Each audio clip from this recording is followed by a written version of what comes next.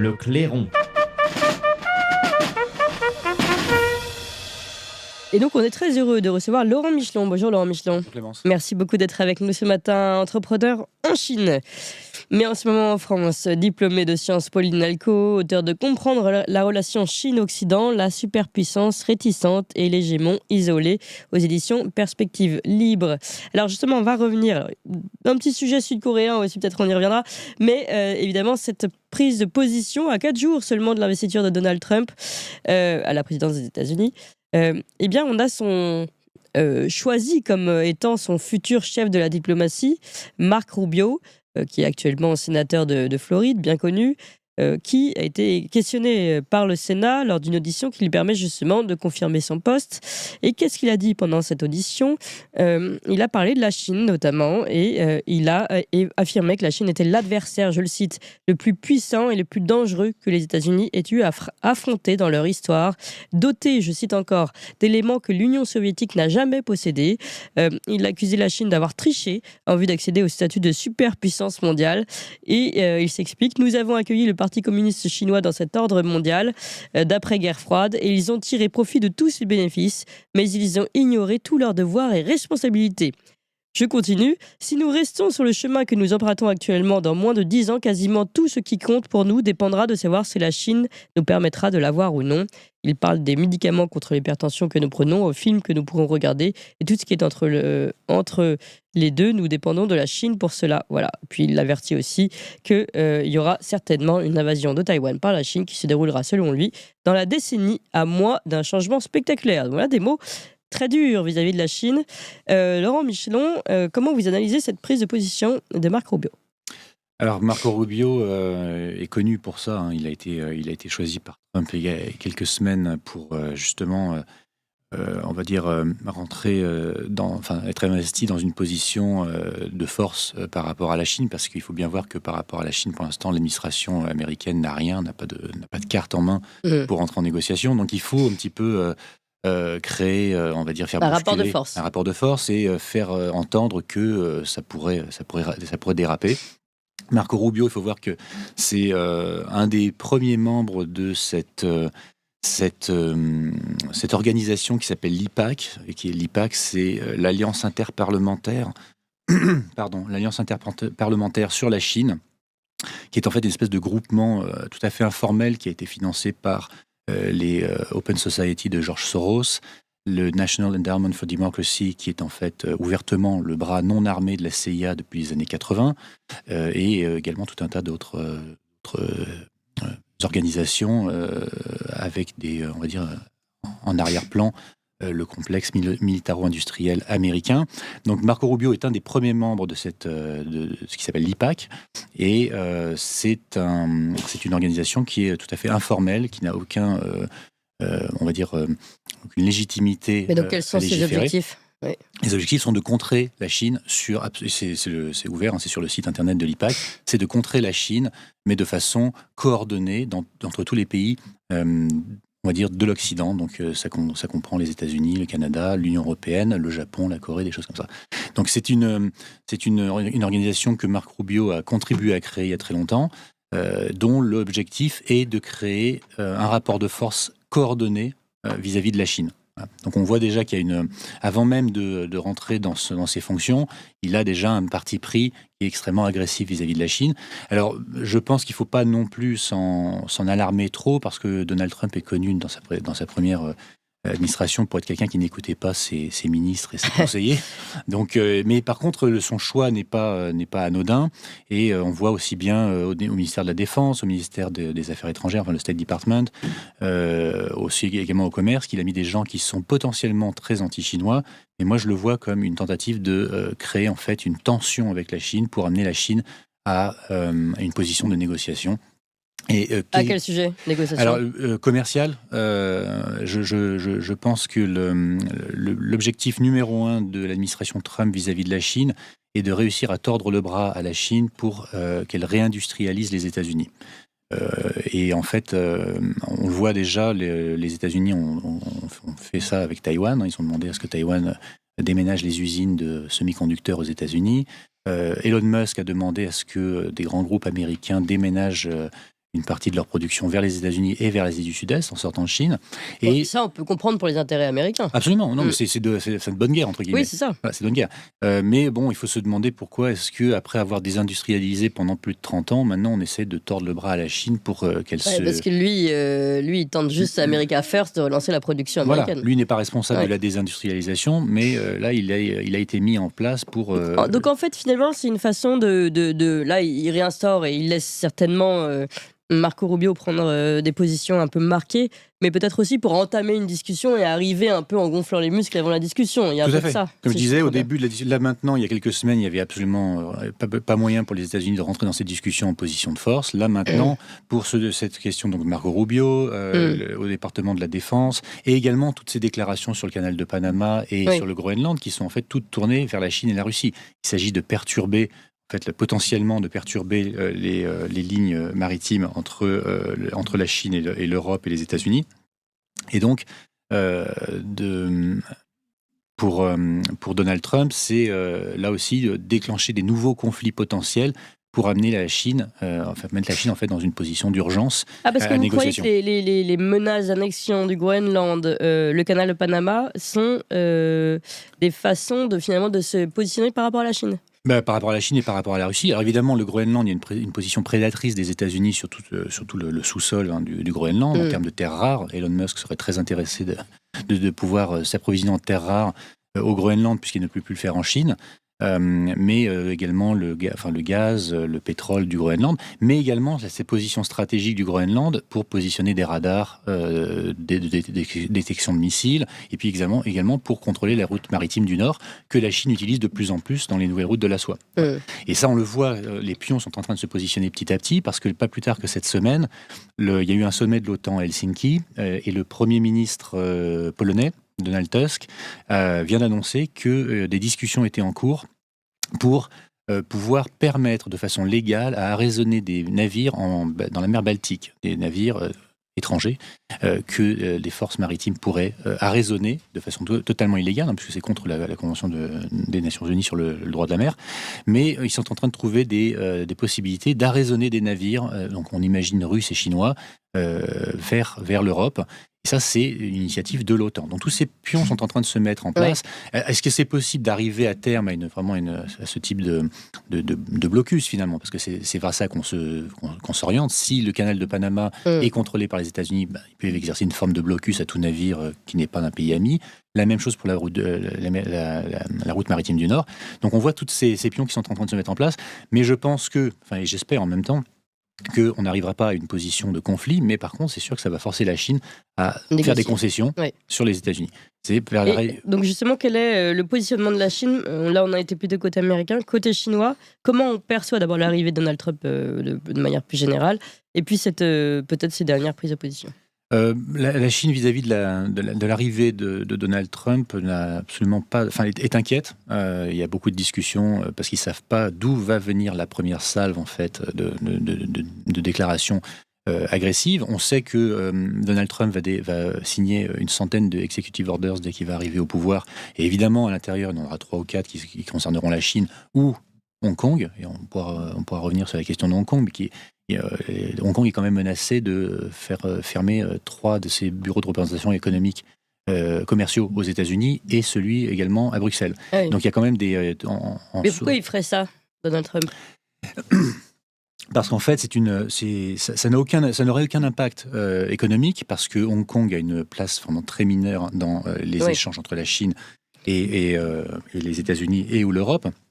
Mais en termes médiatiques, ça serait, c'est une façon de dire, regardez, on lutte pour les droits de l'homme, parce que tout ça est fait au nom des droits de l'homme. Et en fait, c'est une ingérence dans les affaires de Hong Kong, où on dit il y a une cinquantaine d'émeutiers et de séditieux qui ont été jugés et condamnés à Hong Kong.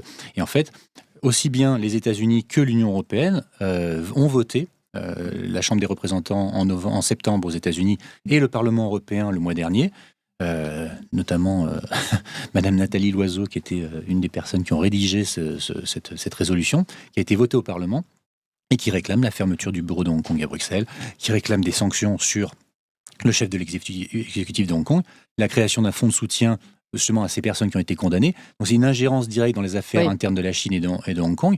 Mais tout ça est fait justement pour toujours garder cette espèce de position morale supérieure en disant, voilà, on lutte contre la dictature, on lutte contre ceci et cela.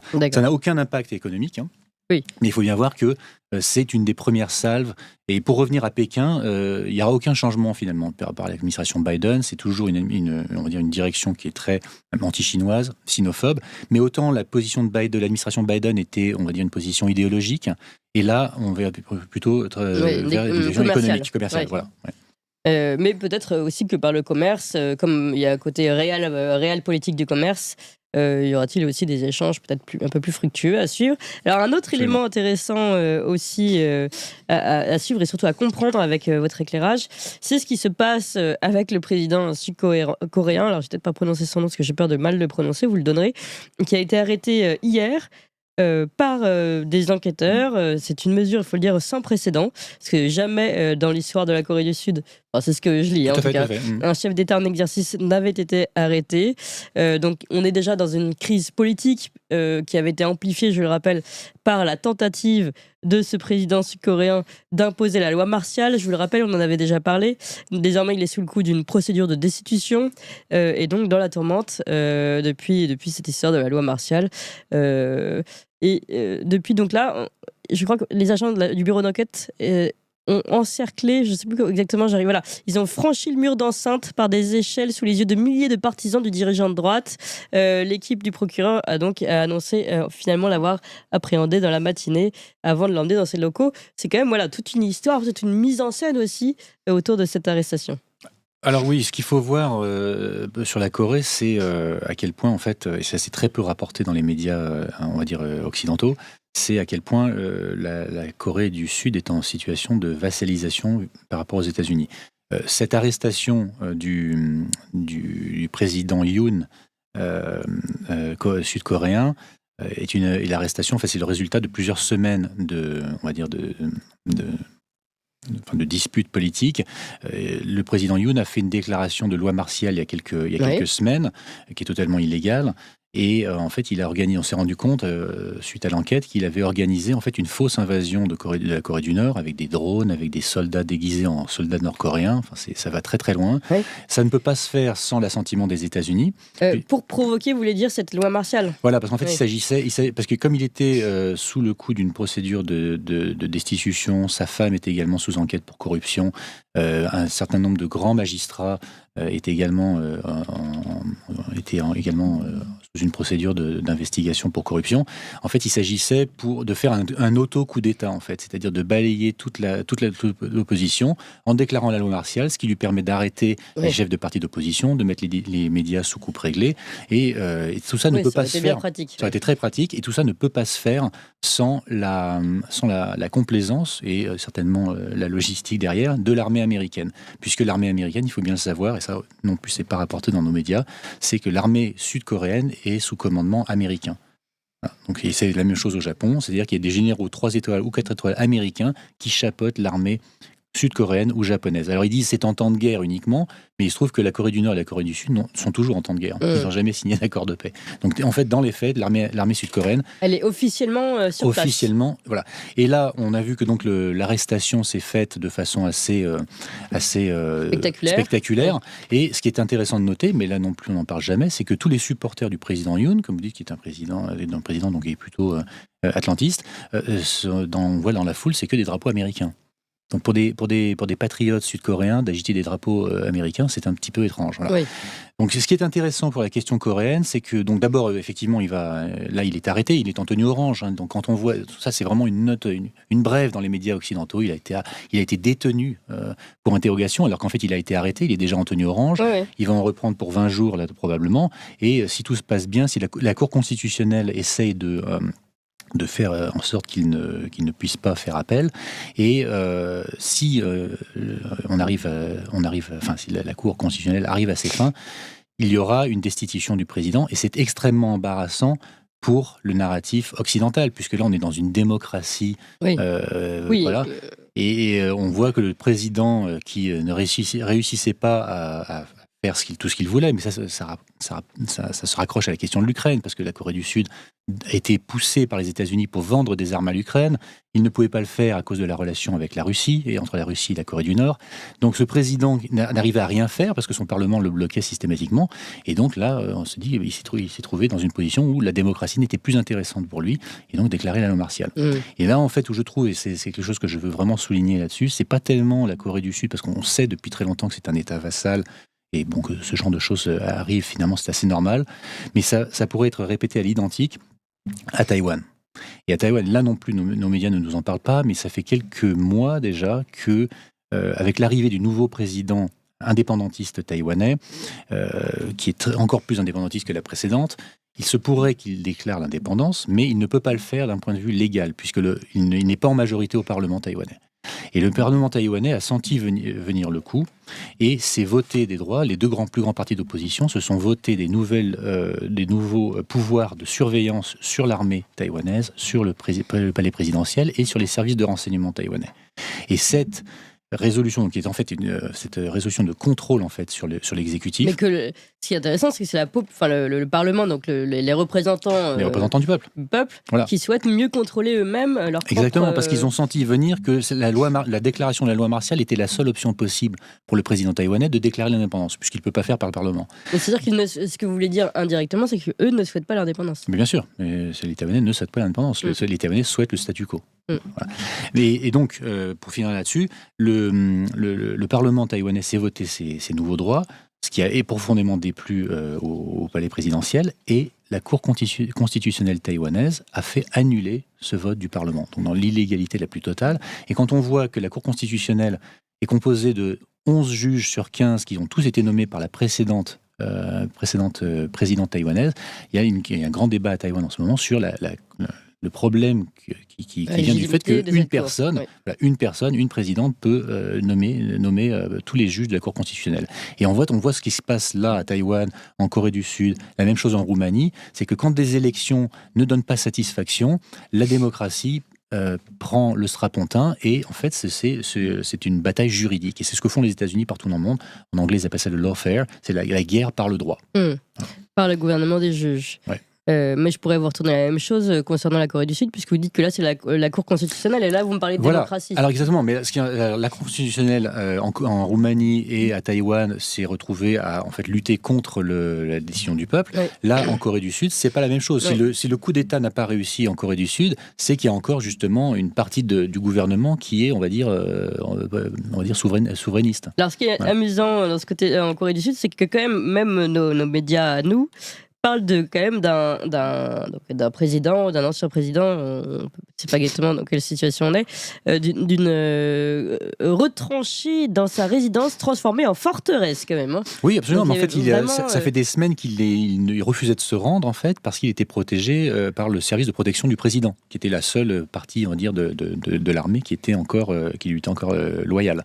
Mais il a dit qu'il se rendait pour éviter un bain de sang, mais depuis, il exerce son droit au silence. Donc, il dit qu'il refuse de répondre aux questions et qu'il ne reconnaît pas la légalité de la Cour coréenne. Donc finalement, là, c'est entre guillemets une victoire pour le parti patriote souverainiste de Corée du Sud. C'est pour les partis d'opposition, oui, qui sont, alors bizarrement, tous ces partis d'opposition qu'il voulait effacer sont des partis qui sont contre la position militariste contre la Corée du Nord, qui sont pour une bonne relation avec la Chine.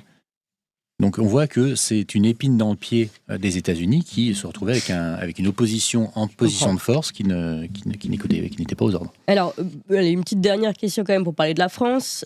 Où en sommes-nous ? Y a-t-il des choses qui changent justement avec cette tectonique des plaques dans la relation France-Chine, ou élargissant un peu peut-être Europe-Chine ? Alors France-Chine, ce serait plutôt une relation économique, on va dire.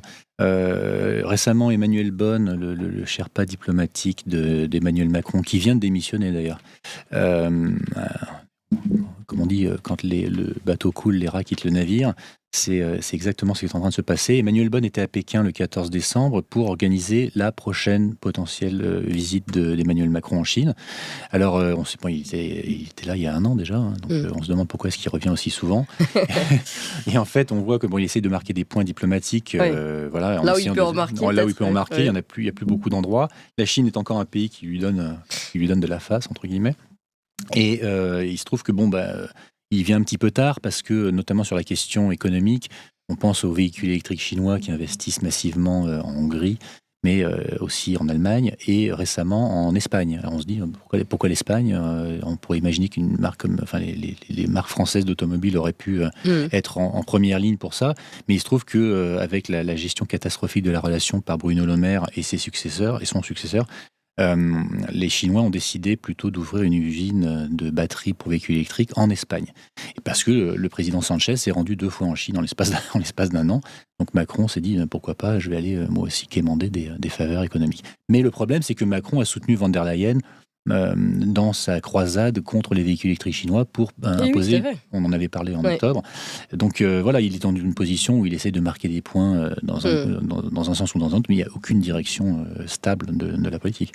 Merci beaucoup Laurent Michelon. Et je rappelle votre livre « Comprendre la relation Chine-Occident, la superpuissance réticente à l'hégémone isolée » aux éditions Perspective Livre, où vous êtes également entrepreneur en Chine. Merci encore Laurent Michelon, merci à vous tous chers amis. Nous sommes 7000 ici en